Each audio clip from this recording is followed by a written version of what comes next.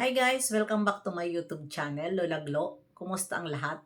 Sana ay nasa mabuti tayong kalagayan at ligtas sa anuman masamang kapahamakan. At bago ang lahat, shoutout sa aking mga kasamahan, Teta Lydia, Hayat's Mix Vlog, Ermagalo Mix Vlog, Cell TV PH, Covers TV, Jacqueline Docosin, at syempre si Hasa 26. At syempre ang inyong tagapagdaldal. Shoutout sa inyong lahat at sa lahat ng mga nagsusupport sa aking channel na Lola Glo. At shoutout din kay Jim Otelli at Langga Tintin.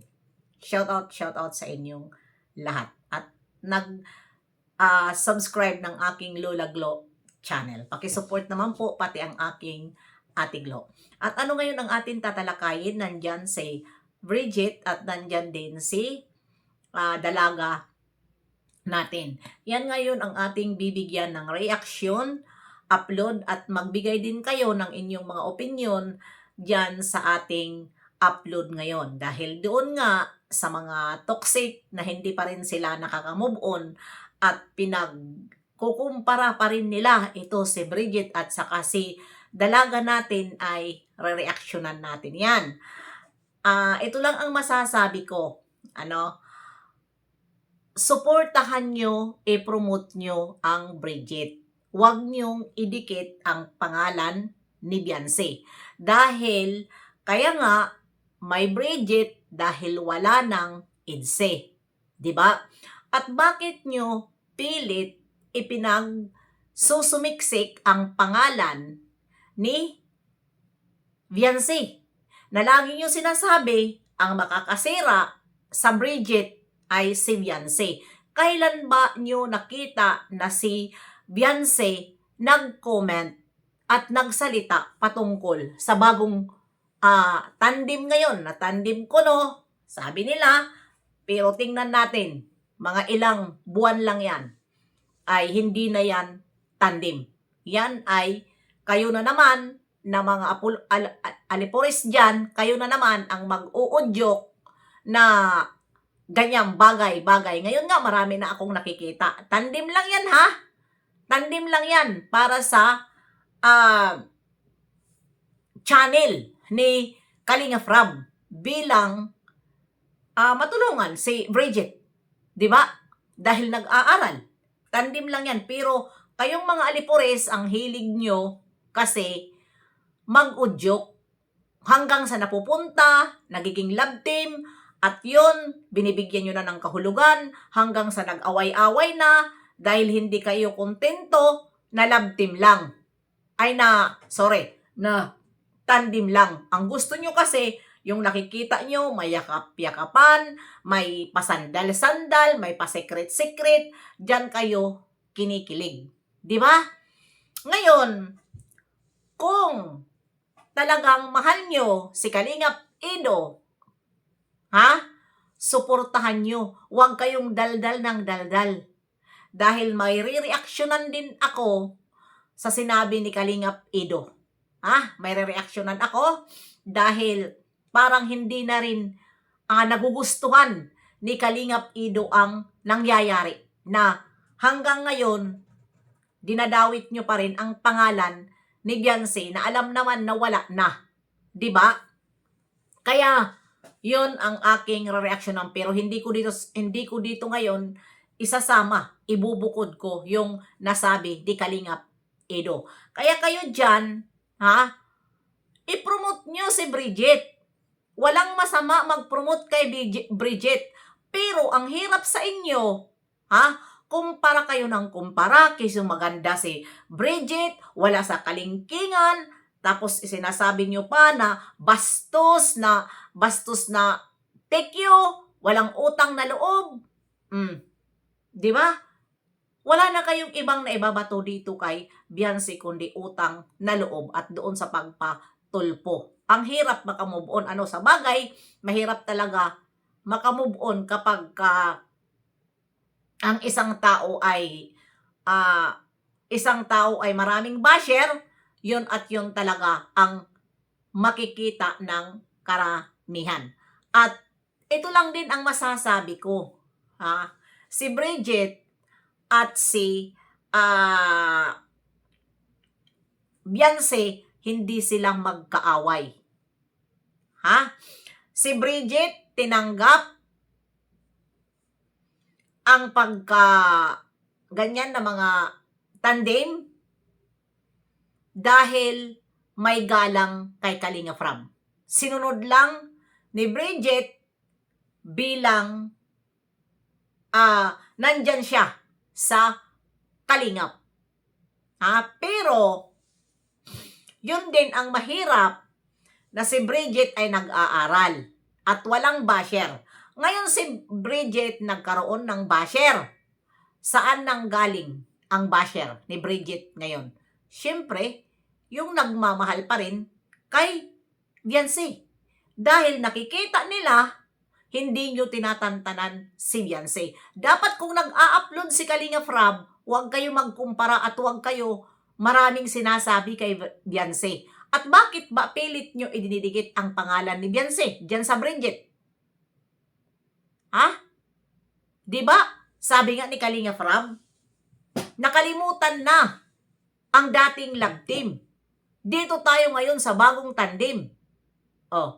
At nagpakita ba si Viancy na masakit sa damdamin niya dahil may love team? Walang Viancy na nagpakita, walang Viancy na nag-post man lang na nasaktan siya. Mayroon isang nasasaktan. Walang iba kundi si Mariel. Diba? Dahil yan si Mariel ay gagawa at gagawa yan ng paraan. Tingnan mo ang live ni Hayat. Diba pumasok si Mariel? Nagsisilos kung ano-ano ang mga pinagsasabi dahil binitiwan naman talaga niya yan. Kasi si Ido, hindi na yan makakawala kay Mariel. Si Mariel palaban. Diba? Binablackmail si Kalingap Ido ng babae na yan. Kaya walang magawa si Kalingap Ido dyan.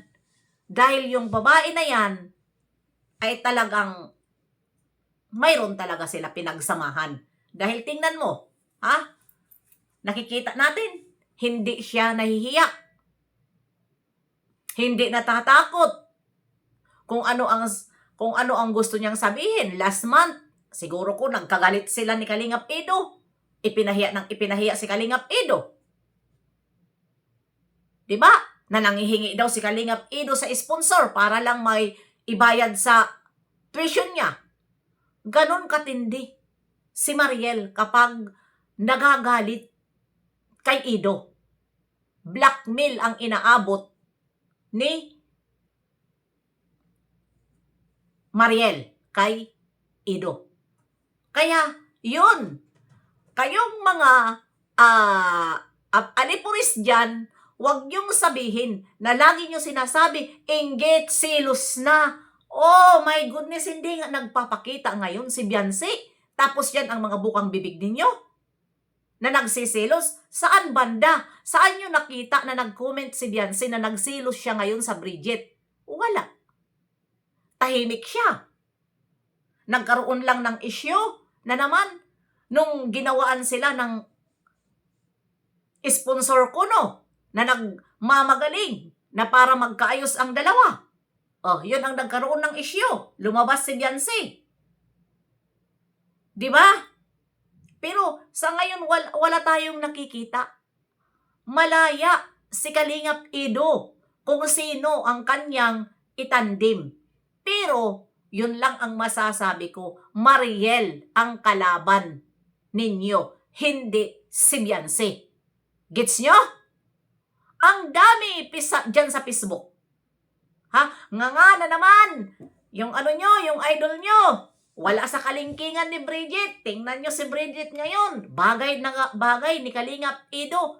Bagay na bagay nga sila. Pero pakiramdaman mo ngayon ang kanilang tandem. Sa palagay nyo ba nagaganahan si Kalingap Ido? Matabang. Matabang rin ang nanonood. Na iba. Yung matabang din yung nanonood. Kasi, wala na dahil nailab team na kay nailab team na kay Bibi Beyonce, nakita na lahat. Di ba nakita na, kumbaga booking na. Tapos na. Kaya walang ano talaga, walang, kayo-kayo na lang dyan, yung mga, marami pa naman kayo-kayo dyan na nagkikilig, kumikilig sa mga love team. Pero sa akin, wala na rin gana kasi booking na natin na ganyan-ganyan ang nangyari, 'di ba? Kaya parang wala nang gana, 'di ba? Pero marami naman diyan. Ang ano ko lang dito, huwag niyong idikit lagi ang pangalan ni Beyonce. Dahil si Beyonce ay okay na siya at focus sa pag-aaral. Habang nag-aaral siya ay ayan, nakakaya niya ang mga naririnig niya dito sa social media, matapang din na bata. Dahil nilabanan ang social media at nilabanan niya yung stress niya. Yun lang yun. Diyan lang ako humanga kay Beyonce. Hindi nagpa-apekto, tuloy-tuloy ang pag-aaral niya at para makita nyo kung gaano siya kaganda ngayon, lalong-lalo na kapag naka-uniform. Lalong-lalo na pag naka-uniform na siya sa kanyang na uniform. Kaya wag nyo nang idikit.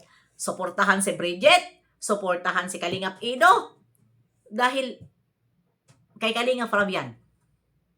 Kay Kalingap Fabian, suportahan nyo. Dahil si Kalingap Ido ay nagsasalita na rin. Nagsasalita na rin. Ipakita ko sa inyo kung paano magsalita si Kalingap Ido.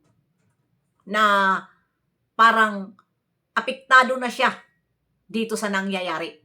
Na sana daw ay 3 buwan nang nakalipas ay dapat daw stop na, move on na ang lahat. Pero wala, nakikita pa rin niya kahit sa kanyang mga live at dito pa rin sa mga Facebook na mga pinaggagawa nitong mga compare. Compare. Hindi nyo makukumpare yan kasi kung maganda si Bridget, hindi rin malulugi ang dalaga namin kasi parehas lang sila.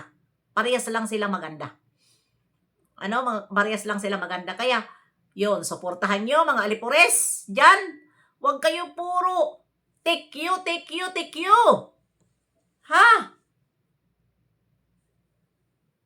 Ipa-viral nyo si Bridget, pati si Ido. Para kung mag-viral, di talagang good. Kung mag-viral, kasi lagi naman talaga nagba-viral ang mga ni Kalingap Rab, hindi naman ibig sabihin na nasisiro. May nanonood pa naman sa kanya.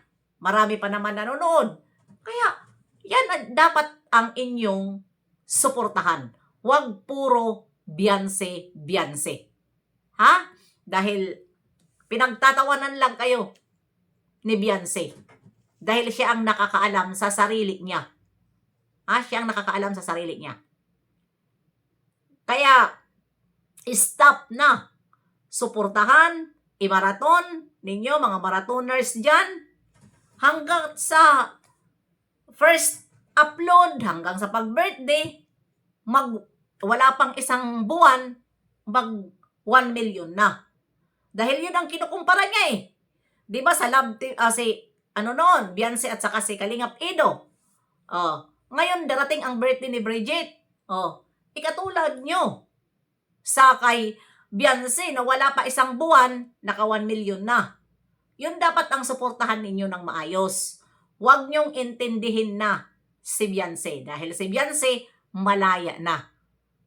Malaya na si Beyonce. Wala na siyang pakialam kung sino pa man ang maging partner ni Kalingap Ido. Dahil tapos na ang kanyang kaligayahan doon.